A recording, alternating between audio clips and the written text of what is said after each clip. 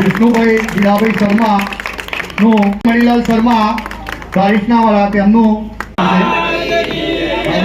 ટ્રસ્ટીજી વડોદરા ભરતભાઈ ડાયાભાઈ શર્મા કરશે. ચેતનભાઈ